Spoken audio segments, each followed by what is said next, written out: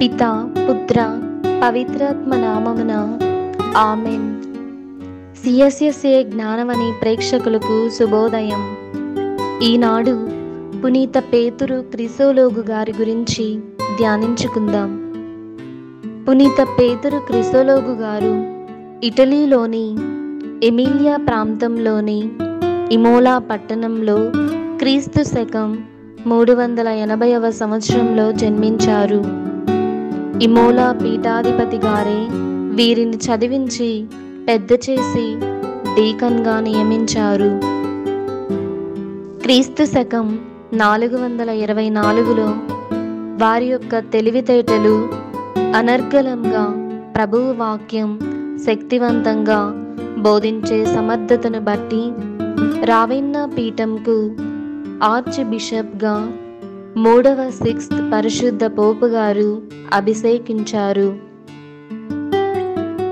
పునీత పేతురు క్రిసోలోగు గారు అనతి కాలంలోనే అనంతరం వచ్చిన పోప్ లియో సింహరాయలు గనుడు గారితోనూ 3వ వలెంటీనియన్ చక్రవర్తితోనూ సన్నిహితం పెంచుకొని వారి విశ్వాసాన్ని అపారంగా చూరగొన్నారు. పేతురు గారు శ్రీసభ విశ్వాసాన్ని బాగా వ్రేళ్ళూన చేశారు.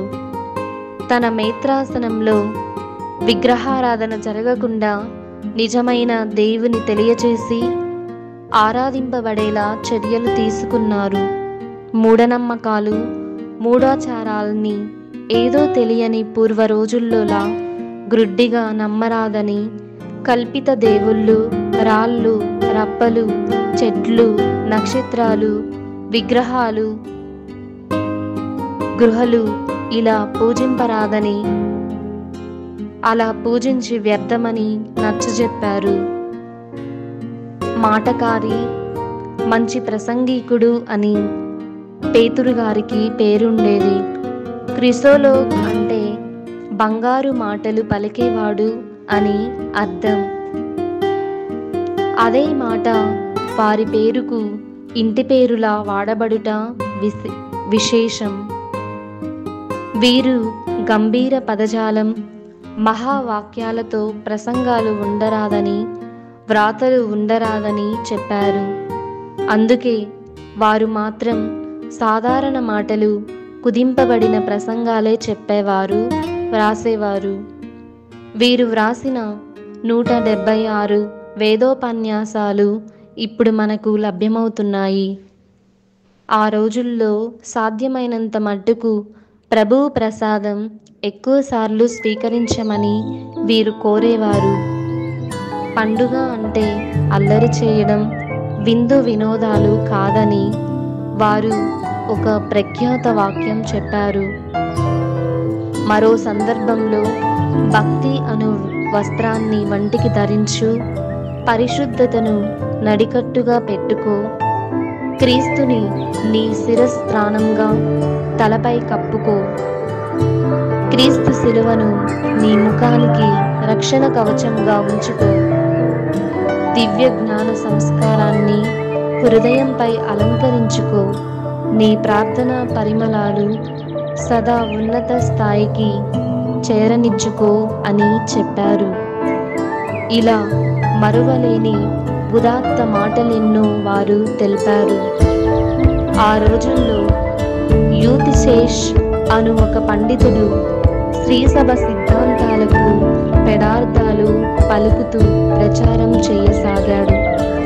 కాన్స్టాంటినోపుల్లో జరిగిన క్రైస్తవ మతాధిపతుల మహాసభలో ఆ వక్ర భాష్యకారుని క్రైస్తవ మతం నుండి వెలివేశారు.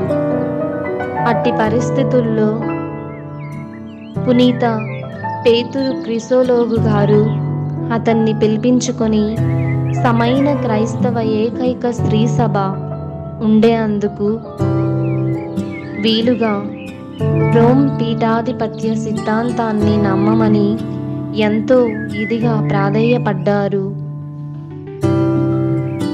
పునీత అక్సర్లీ చర్మాను గారు క్రీస్తు శకం 448లో చనిపోయారు. చనిపోగా వారి అంతిమ యాత్రలో పాల్గొన్నారు. వారు ఇమోలా పీఠంలో క్రీస్తు శకం 450 డిసెంబర్ 2వ తేదీన కన్నుమూశారు. క్రీస్తు శకం 1729లో 13వ బెనడిక్ట్ పోపు గారు వారిని గొప్ప శ్రీసభ వేద పండితునిగా గుర్తించారు. ప్రియ సహోదరి సహోదరులారా, పునీత పేతురు క్రిసోలోగు వలె దైవరాజ్య స్థాపనకై శ్రమిద్దాం. అనేక ఆత్మలను రక్షించడానికి ప్రయత్నం చేద్దాం. ఆమేన్.